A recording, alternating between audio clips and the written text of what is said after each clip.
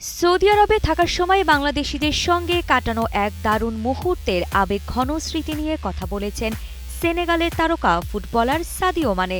সাবেক English centre back ও television উপস্থাপক Rio ফার্দিনান্ডকে দেওয়া এক সাক্ষাৎকারে সাদিও জানান, সৌদিতে থাকার সময় দারুণ সব মানুষের সঙ্গে তার দেখা হয়েছে।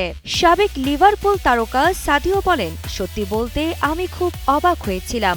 এখানে মানুষজন অবিশ্বাস্য রকমের আন্তরিক। রমজান মাসের একদিনের ঘটনার কথা স্মরণ করে সাদিও বলেন, আমি একদিন হাঁটছিলাম, হঠাৎ বাংলাদেশের কয়েকজন রাস্তার ধারে আমাকে ইফতারের আমন্ত্রণ জানান। মজা করে বললাম, আপনারা তো আমাকে চিনেন না, আমি কিভাবে বসি? তারা এরপরও আমাকে সমস্যা নেই বলে আমন্ত্রণ জানান।